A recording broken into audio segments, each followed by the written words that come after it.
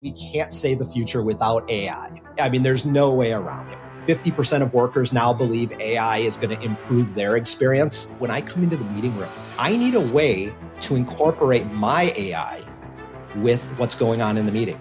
It's almost a bring your own AI type of a concept. Most of what we do in our day-to-day is going to change significantly. Hear the latest AV trends and predictions in this episode of Crestron's Smarter Spaces podcast on your preferred podcast platform. Yeah, everyone says, "Oh, the millennials, they don't want to work." It's not the millennials. It's every 20-something. It was Gen X. It was Gen Y. Whenever you're in your 20-somethings, you don't want to work. You don't want to do what the generation before you did. And then when you get to be 40, 50 years old, you're then saying, "Oh my God, those 20-year-olds."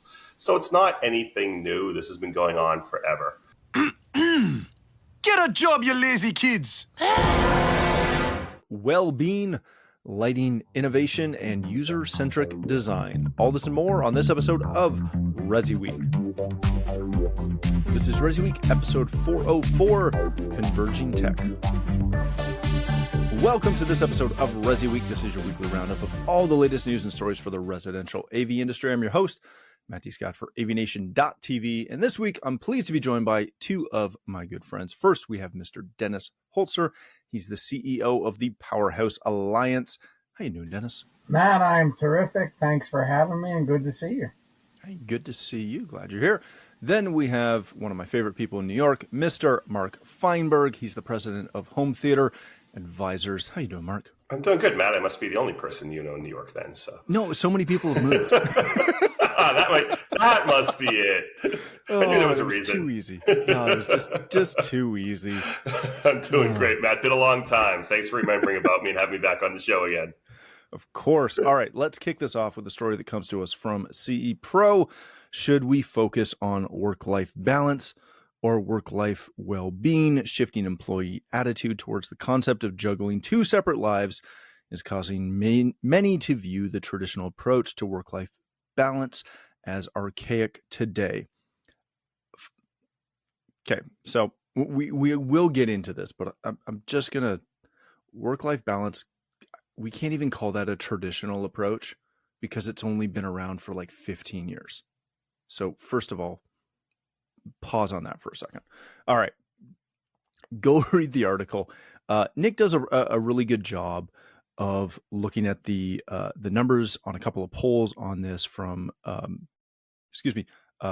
Gympass, as well as discussing whether the concept of work-life balance is outdated and how work-life balance maybe should shift into work-life well-being, where we just focus on how the work gets done.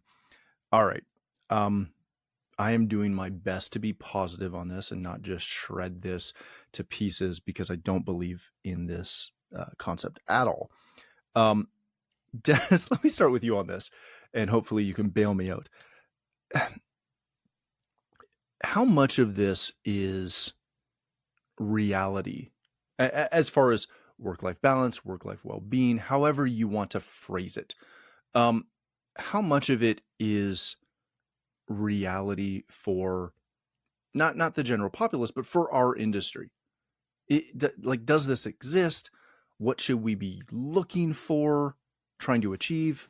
So my answer is I probably will be known as having a very bad attitude towards this also. Yes. You know, people. You're right. It's been around forever. To me, it's not anything new. And the fact of the matter is, when you apply for a job, you're told predominantly what you're going to be doing. And I think it's up to the employee to figure out work-life balance, not the employer.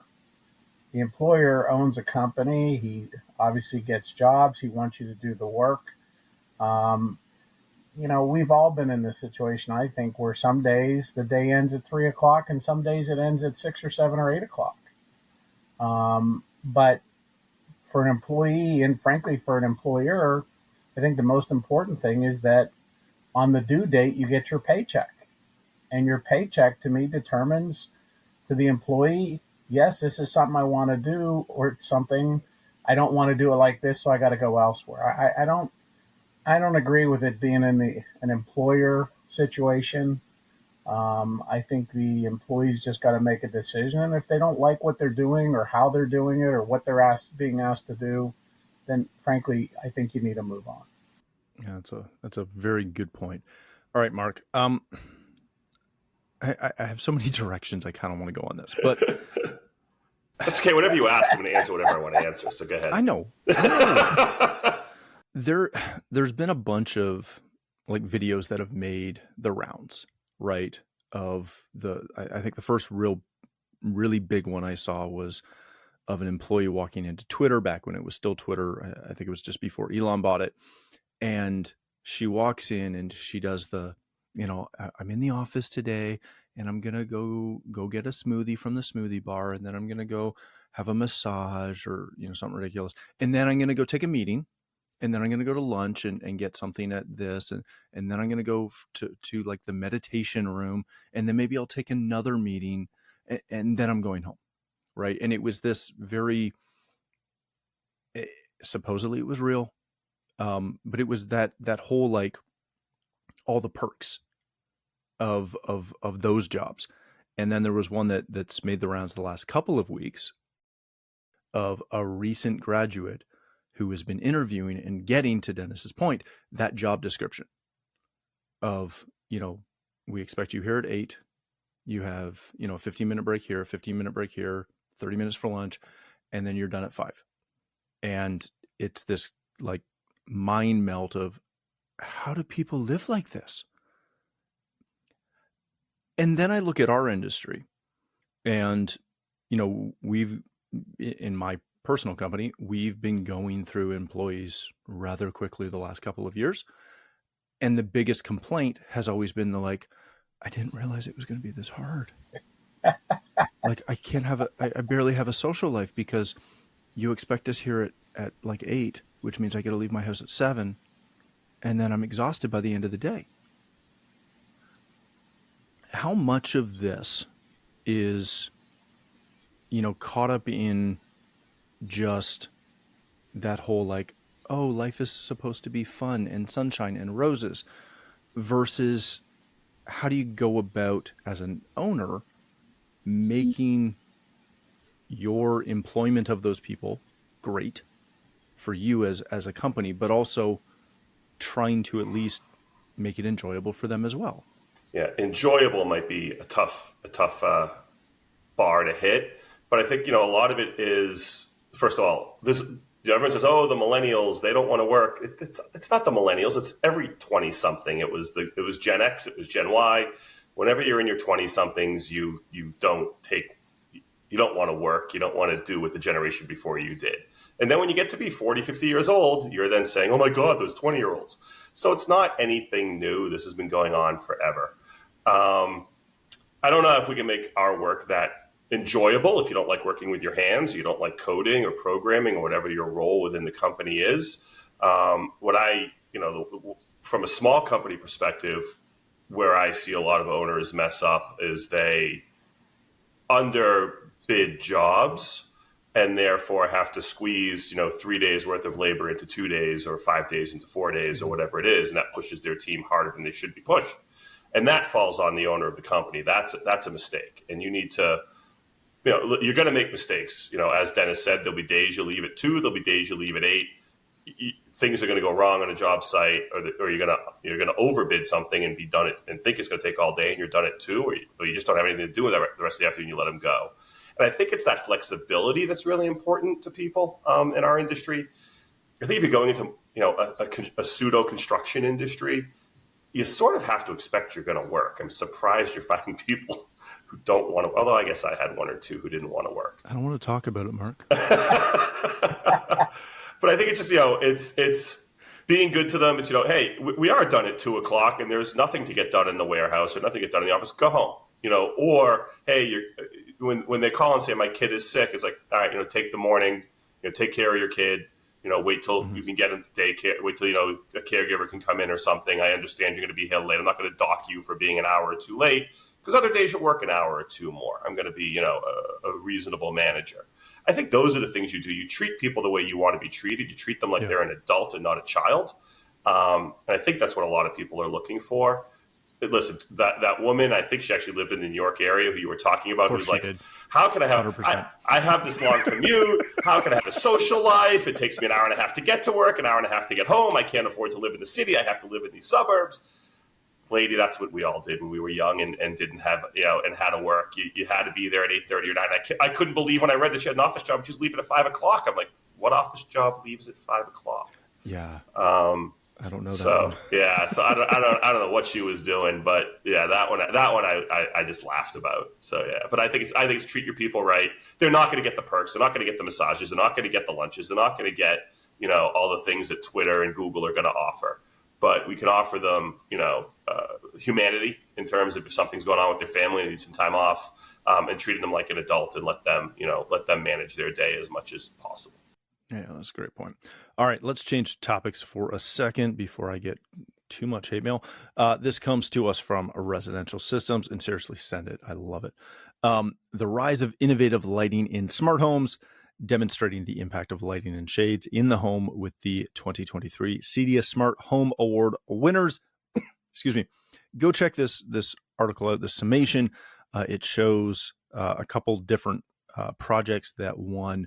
One for excellence in lighting, the integrated home in the luxury segment, I guess, and the excellence in lighting for the Americas region, showing 3 really, really cool projects that are great examples of lighting and lighting control in the home. Mark, let me start with you on this one. We continue to talk about lighting. I've talked about it on the show for literally since we started the show. If you're not heavily into lighting these days, how do you get started in it at this point? I'll be honest, I don't consider us heavily into lighting. We do lighting control. We don't sell lighting fixtures. We'll sell LED drivers and things and tape and things like that, but we're not selling chandeliers or fixtures or anything. Usually the designer or the lighting designer, if there's a lighting designer in the job, is doing all of that. So we're not heavily into it. Frankly, I don't know if I want to get heavily into it. It's very design focused. It's very aesthetic. I clearly have no sense of taste. I'm wearing a hoodie. I mean, yeah, there's money there. Probably the biggest benefit to getting into selling the fixtures is that, you can pair the fixture with the control. So, you're going to be able to control it well. So the way to get into it, I guess, is be on jobs without a lighting designer. I mean, because usually the interior designer wants to do this, or there's a lighting designer on the job. I'm not trained. I'm not gonna get into this unless I get trained. That's probably step one. Is you have to. I remember you've talked about this quite a bit, Matt. The training that's out there that's available. That's what you have to do. I mean, you can't just walk into this like a lot of people did in the AV business. Like, oh, I can mount a TV. I'm going to be an AV guy. You can't just walk into lighting. You have to know what you're talking about. And yet, and again, I won't finish that one either. Dennis, I love these projects. La Scala's in here. They always do a fantastic job. ETC Florida. I've seen a couple of their projects. Again, phenomenal work. The question I have, and something that I have battled with, we'll say, as a huge proponent of our industry getting more and more into lighting, not just from the control side, but, to Mark's point, specifically into the design side, right? We are very well attuned as far as like a contractor on a site. We are probably the best attuned out of everyone there to understand how light affects a space. We get these principles. But when I look at not only these projects, but the majority of lighting projects, they are not mid-market. They're definitely not entry level. Is there a space for the AV world to compete in, and we're not even going to talk about DIY, but even in the mid-market and below? Or is lighting really just designed for that upper echelon?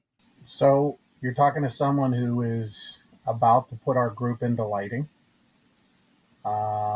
Perfect. We are designing what we will be selling. And when I say designing, I didn't go to China and I'm picking, or we're working with several manufacturers to come out with what I will call a beginning lineup that involves training. And it will, I don't know where it'll end, but we are starting to walk down this path. And the only thing what's happening is that I think our average integrator right now is getting more and more and more involved, and it depends who your clientele is. Obviously, that makes a big difference. We're not going to be selling chandeliers, but we will be selling some fixtures, mostly in can and direct type lighting for starters and packages. But I think what's happening, and my favorite word since I've been 6 years old, we've been fed the word convergence. And every year, the world in audio and video is going to converge. And I think we're starting, finally, after all these years, to enter into convergence, where people are looking at putting their alarm system, their control, their shades. Shades is another example, I think, similar to lighting. We got into shades. Our business is in that area booming. And we have 4 different types of motors. We have indoor, outdoor. We have full shade, light, partial shade, et cetera, et cetera, et cetera, and the list goes on. But that was an area that we started small. We started slow. You need to be involved when you do this kind of stuff, especially on our end, with the correct factories. Because if you're expecting an overnight to start the car and zoom away, that isn't going to happen. But the one thing I'll say, and Mark made reference, but again, the word convergence, we have some electricians who are starting to come our way. There's a lot of people that are entering into this space from different exits. And I think for the smart installer, integrator, they need to be prepared that just hanging TVs and doing control and doing some of the things we've done as we move forward will not be enough. And so that's how I look at it. But I think, and Matt, I've said this to you before, for the guys, there are guys out there, and Mark made reference, who take a job and do it too cheap. And I've said this on this show numerous times.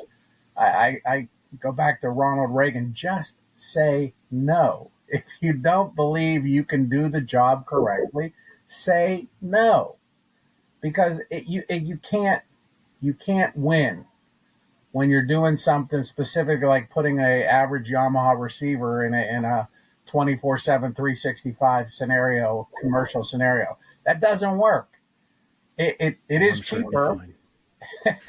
It is cheaper, there's no doubt, and it embarrasses a lot of integrators who do the right thing to that particular job. But training, and Matt, you even referenced it. When you give a bid, you got to do what's reasonable, what's fair for the consumer, but also fair for yourself. And frankly, there still are going to be times, as knowledgeable as everybody is, where you bid it too cheap because you ran into something, or frankly, you bid it too high because you didn't run into what you thought you were going to run into. But if it ain't right, don't do it. But I think lighting is going to become fairly important in this channel at certain levels, not to the 1%ers, as I call them, that people want you to do all kind of up and down lighting with chandeliers all over their house. That's not us. But I think on average, we will be getting into that. Yeah, that's a great point. All right, gentlemen, let's hit our last story of the day. This comes to us from Residential Tech Today: Why Smart Home Automation Needs User-Centric Design, by Doug Robertson. Go read through this article.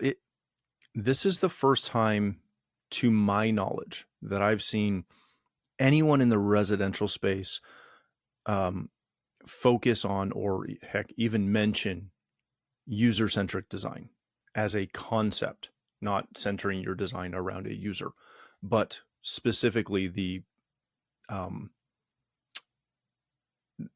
the concept of user-centric design, which is a huge thing in user interface design from a corporate or a major manufacturer level. It's also something that's been really, really big in kind of the Avixa space for the last, 5, maybe 10 years, as far as creating user-centric designs. So as I said, this is the first time I've seen this, which is really interesting to see. Dennis, let me start with you on this one. Do we as an industry know where this fits as far as actually understanding the concept of user-centric design and then how to apply it into the systems we build? No, and no.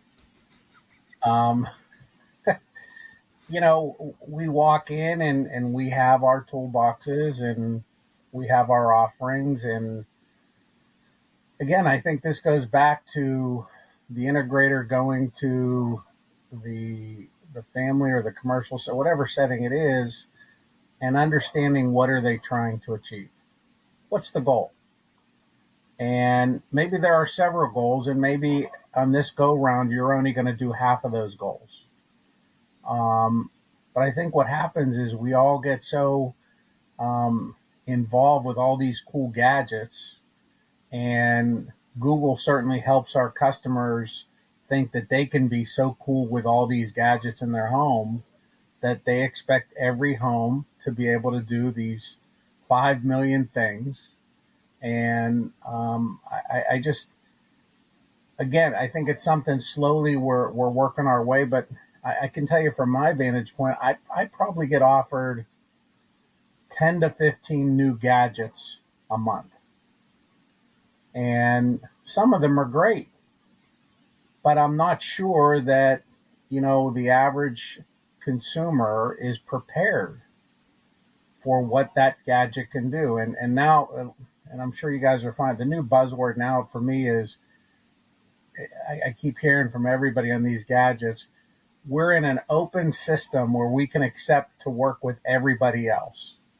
Well, that's the kiss of death, because that there's always some wrong turn there, that something doesn't communicate with something.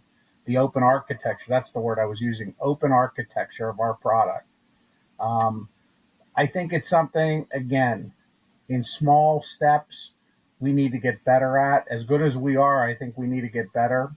But we need to slow down our consumers and understanding, okay, I know what you're saying, but what is your goal? What are you trying to achieve? And let's work with that realm first. And let's make their expectations realistic, because sometimes they're not realistic. And then that's what's rolling a truck back to them 30 times, where they start getting button happy or internet happy. Yeah, that's a really, really good point. All right, Mark, put a bow on this, because again, I love the concept of this. And while Dennis was talking, I was trying to find, I have a book, I couldn't find it in my office before the show. So I was trying to find a link to it and I couldn't, so I'll try to find that. But it was like one of the initial user-centric design kind of handbooks, if you will, that went through literally how you apply that to any project you're working on. It was really, really cool. We like to think in our industry that, yes, we build our systems to focus on the users, and then we typically build systems that our users can just kind of understand and they can use at a surface level, but anything advanced becomes problematic. How do we take this and actually tailor systems to the user so that it's functional and easy for them to use, yet also make it profitable for us to do it? Yeah, and I'm also going to throw in there, be ultra reliable and not cause truck rolls and not cause frustration on the homeowner's end, because it doesn't work. There's too many things. And that's where I run into the problem with all these. I was reading the article and it was about, Home Assistant or Home Seer was one of his examples. Mm-hmm. He was using a lot of either like true DIY techie examples or, consumer centric, consumer grade examples that don't integrate with anything. So yeah, great. That's a great solution for that one subsystem. But now you've got 5 different subsystems that don't talk to each other or don't do so reliably. And that's something we can't have happen. So I think to a large extent, it has to happen. It has to come from either a new manufacturer has to enter the space. And to some extent, I think Josh is possibly the closest to being there. But, it has to come from either the Crestrons, the Control4s, the Joshes of the world, because we need it to all integrate. We need it all to play well together. Having a great lighting system is great, but if it doesn't talk to the shading system, it doesn't talk to the sound system, it doesn't talk to the TV, it doesn't talk to the thermostat and the door lock and the security system, they're all going to be different interfaces, and you're going to be back to wall acme on the wall, and the consumer's not going to know which remote to pick up or which button to push to do what. So it's all going to work together, and I think that's the biggest challenge. Even though they have open architecture, Dennis, they still don't work together well. So I don't know if that answers your question, Matt, but that's the struggle I have, is that it's got to all work together, and it's got to be reliable. And I don't think we're nowhere near there yet, from what I can tell and from what I've seen in the marketplace. So unfortunately, to Dennis's point, we have the toolkits we have the products we have, the solutions we have. We can tailor the space to how the homeowner is going to use it. Where they want buttons, where they want to control things from, whether they're more into using a touch screen mounted to the wall, or keypad buttons, or a phone, or a handheld remote, and how they want to live and work in the space. We could tailor things in that sense, but I think we're going to be a little beholden to what our manufacturing partners offer at this point, unless somebody a breakthrough, player comes in. Yeah, that's a really good point. All right, gentlemen, let's leave it there. Thank you both so much for joining us. Mark, if people want to connect with you, learn more about Home Theater Advisors, where can they do that? Best is at our website, hometheateradvisors.com, Mark at hometheateradvisors.com via email, or at HT Advisors throughout social media. Excellent. Thank you, sir. Mr. Holzer, if people want to connect with you, learn more about PowerHouse Alliance, where can they do that? They can do it at one of two places. Obviously, we're all a bunch of distributors, so you can go to www.powerhousealliance.com. You can find out the distributor who covers your area. If you want to talk to me personally, I'm happy to talk to you, and I can be reached at dholzer, Holzer, at powerhousealliance.com. Excellent. Thank you again for watching. If you'd like to connect with me, you can still find me at Matt D. Scott on Twitter or X, and most other social platforms. But more importantly, please visit AVNation.tv, where you'll find this show as well as a wide variety of other shows with all the verticals that we cover. When you visit the website, please take a moment to check out our supporters. We are extremely thankful for their support and ask that you check them out as well. Thanks again for watching. That's all the time we have for this episode of ResiWeek, the network for the AV industry. What are you listening to? This is AV. This is AVNation. This is AVNation. This is Erin Marmoran of EdTech. The world of higher ed AV is growing rapidly. That's why each month we hear from the best and brightest from colleges and universities all over the U.S. Check out EdTech on avnation.tv or wherever you get your favorite podcasts.